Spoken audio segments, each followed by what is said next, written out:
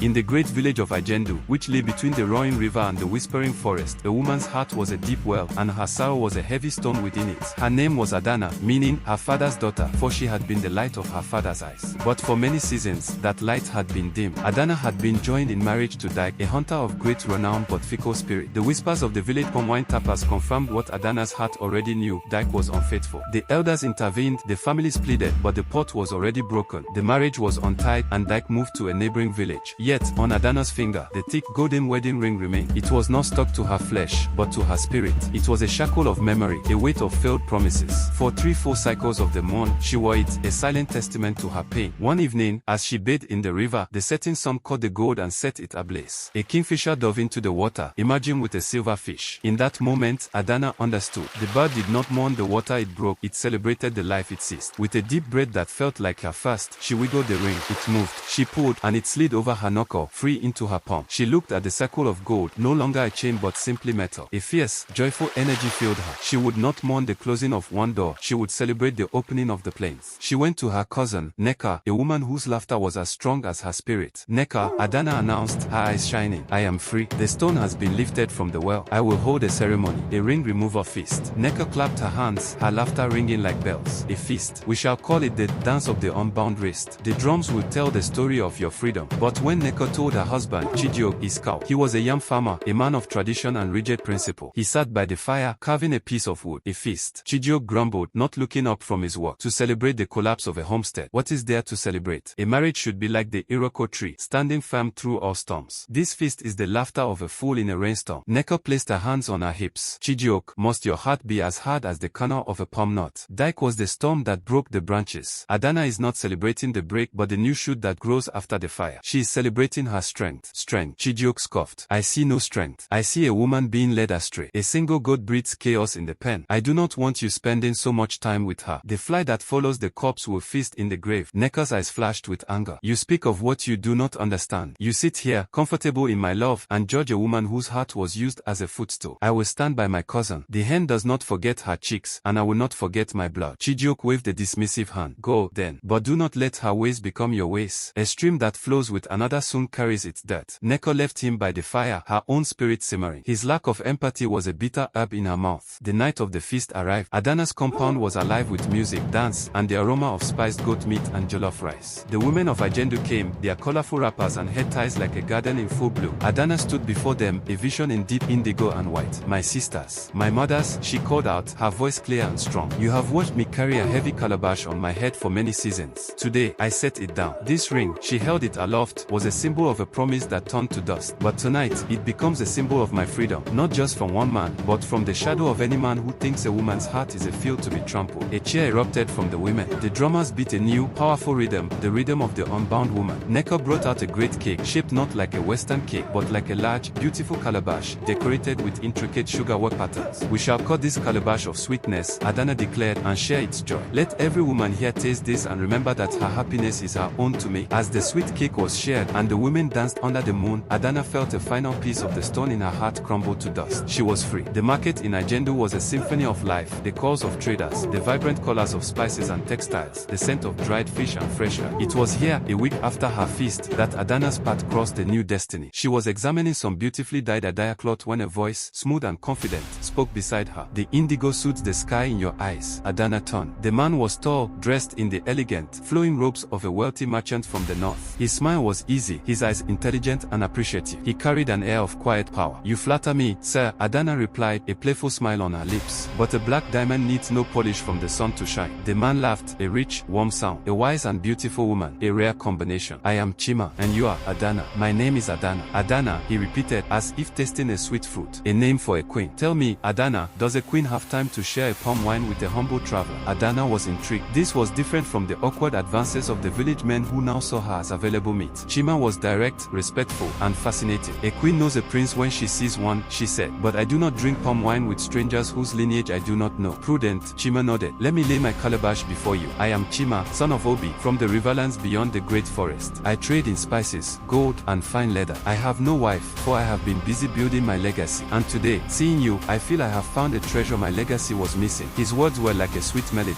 They spoke for a while longer, and before they parted, Chima handed her a small, carved wooden card. This is where I am staying. If the queen ever wishes to know the humble traveler better, send a word. Adana took the card, her heart fluttering in a way she had forgotten was possible. When she returned to her hut, she found Nneka waiting for her. You are glowing like a firefly, Nneka exclaimed. Who is he? Adana told her about Chima. Nneka listened, her eyes widening. A merchant from the riverlands. Adana, be careful. A strange dog may bring a bone, but it may also bring fleece. Oh, Nneka, Adana laughed. Must you be so suspicious? He was charming and respectful. Respect can be a mask, Nneka countered. Remember, the scorpion carries its poison in its tail. You do not know this man. A few days later, as Adana and Nneka were pounding yam, a great noise arose from the village park. A young boy came running, his eyes wide as moons. Madam Adana, come see. The sun itself has been brought to your doorstep. Puzzled, Adana and Nneka walked to the front of the compound. There, packed in the dust, was a magnificent machine. It was a wagon, but unlike any they had ever seen. It was sleek and powerful, pulled not by oxen, but by its own inner fire, a motor car, a thing of legend and wonder. The whole village had gathered around it, gasping and pointing. A man in a clean uniform stepped forward. I am looking for the noble lady, Adana. I am she, Adana said, her voice barely a whisper. The man bowed and presented her with a set of gleaming keys. This sun chariot is a gift from Chief Chima. It is yours. All the papers are in order, in your name. Adana stood frozen. Nneka gripped her arm, her nails digging in. A motor car, she hissed. He gives you a motor car. This is not a gift of a chicken or a bag of salt. What does he want in return? Adana was too stunned to speak. The world seemed to tilt. Who was this man for whom a king's ransom was a mere greeting gift? The villagers' murmurs of awe and envy were buzzing in her ears. She took the keys, their cold metal a shocking contrast to the warm, disbelieving sweat of her palm. While Adana's world was being upended by gifts, Nneka's own homestead was cracking. Her husband, Chijioke, had become increasingly distant and critical since Adana's feast. He found fault with Nneka's cooking, her cleaning, the way she raised their young son, Hugo. One evening, Nneka returned from visiting Adana, her spirits high from her cousin's joyful chatter about Chima. Chijioke was waiting for her, his face a thundercloud. You smell of her, he said, his voice low and cold. Of whom? Adana. We were preparing herbs.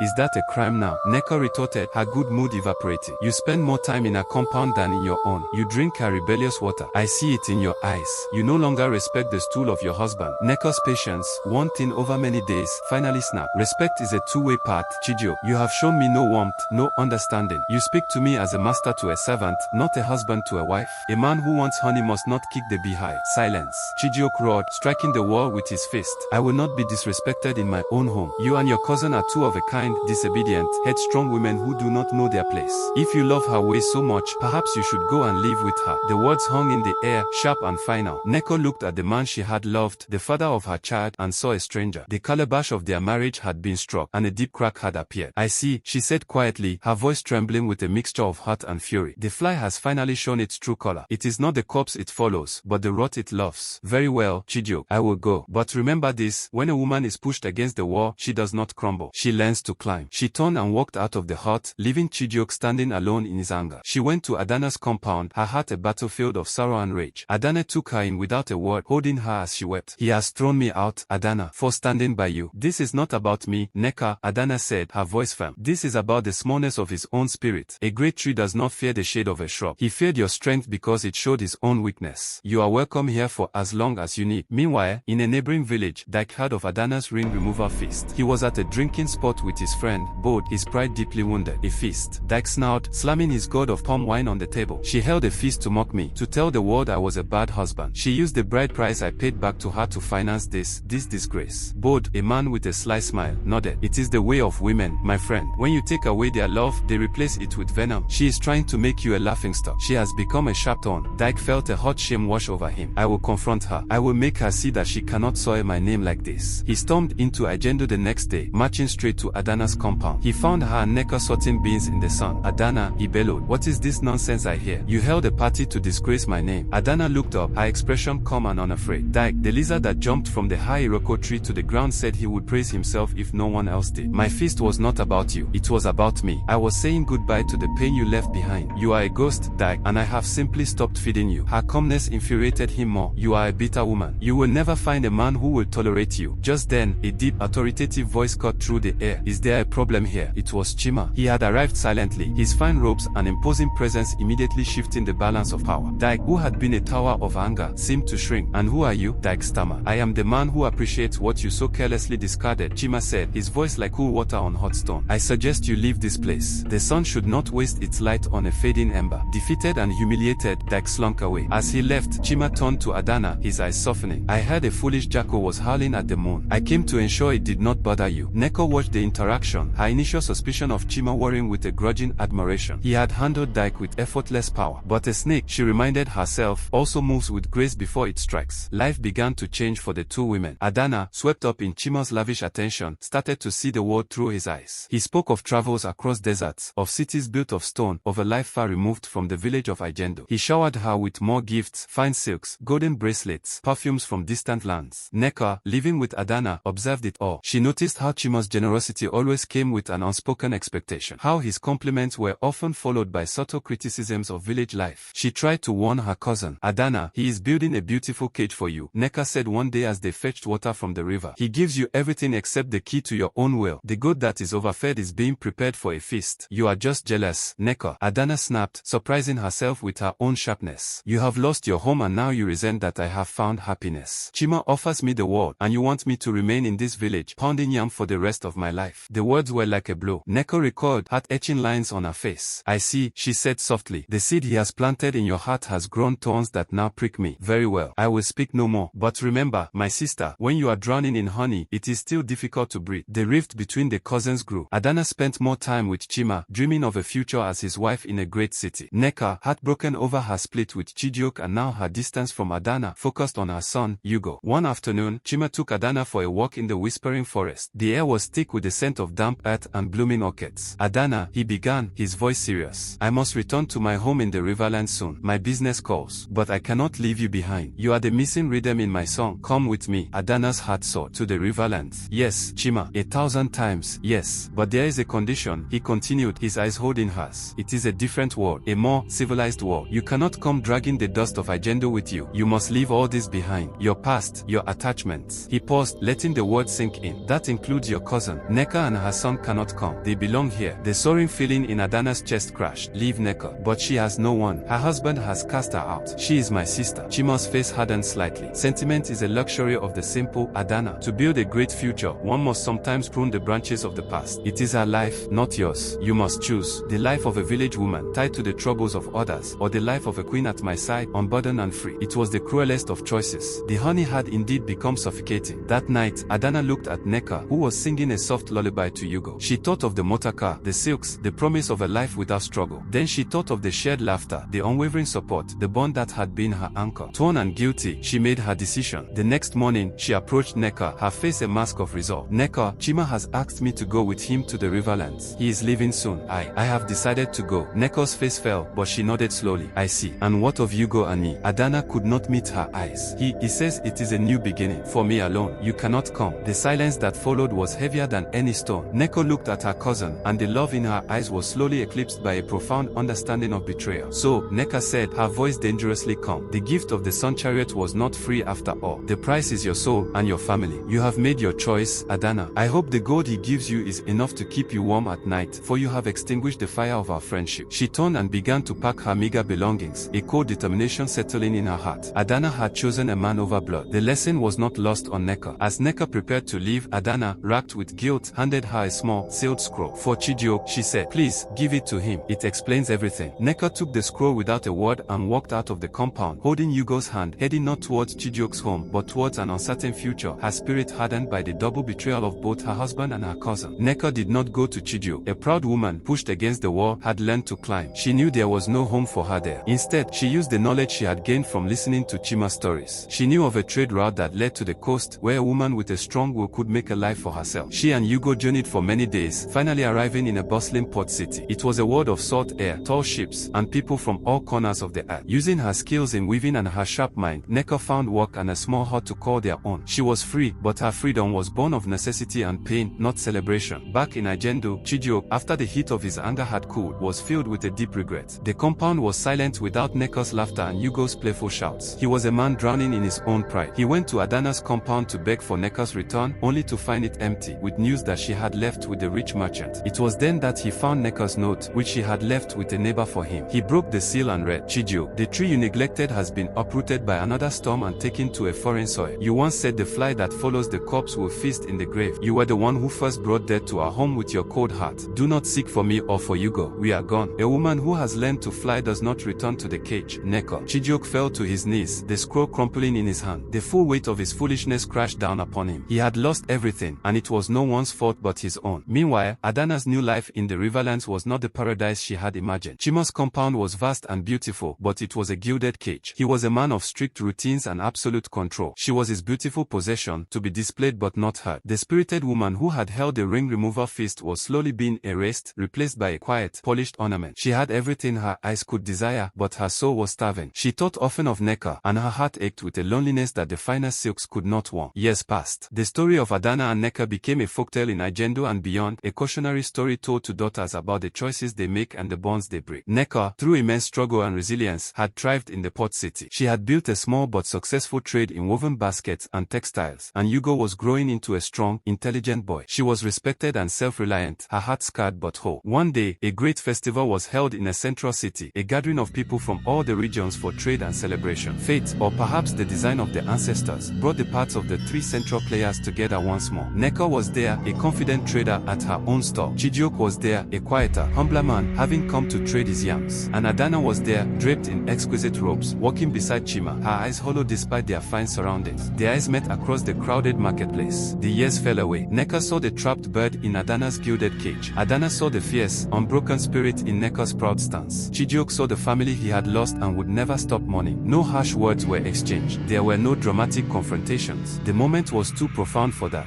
They simply looked at one another, and in that shared gaze, the entire history of their joys and sorrows, their betrayals and their consequences, was laid bare. Adana, in that moment, finally understood the true cost of the sun chariot. Nneka saw the profound regret in her cousin's eyes and felt the icy knot of her own anger begin to thaw. Chijioke approached Nneka slowly, his head bowed. "Nneka," he said, his voice thick with emotion. "Hugo, I have no right to ask for anything. I was a fool. The words I spoke were poison, and I have drunk from that cup every day since you left. Can you ever forgive a foolish old man?" Nneka looked at her son, then at the man who was his father. She saw his genuine remorse. The ancestors say that to forgive is to set a prisoner free and discover the prisoner was you. "The river does not return to its source," Nneka said softly, "but it can meet another stream and flow together in a new direction. We cannot go back, Chijioke, but perhaps, for Hugo's sake, we can find a new way forward." Chima, observing the scene with disdain, tried to pull Adana away. "Come, Adana, do not dwell in the dust of your past." But Adana stood her ground. She looked at Chima, really looked at him, for the first time in years. "No, Chima," she said, her voice finding a strength she had forgotten. "My past is not dust, it is my root, and a tree without roots will fall in the first storm. I am living with my family." She walked away from him, away from the silks and the gold, towards Nneka and Chijioke. She had no possessions but the clothes on her back, but she felt richer than she had in years. She was free, truly free, for the second time. The three of them did not return to Ijendu as they were. They built a new life together in a new place. Their bond not the naive one of youth, but a stronger, more resilient one, forged in the fires of regret and tempered by the wisdom of hard-won forgiveness. They taught their son, Hugo, the greatest lesson of all, that wealth is not in gold, but in the love and respect of those you call family, and that true freedom is the courage to be who you are, with those who love you for it. And in the villages, when the moon is full and the drums tell stories, they still speak of Adana and Nneka. They tell of the danger of gifts that come with invisible chains, the strength of a woman's scorn, and the enduring power of blood and forgiveness, reminding all who listen that every action, indeed, has its reaction and its repercussion.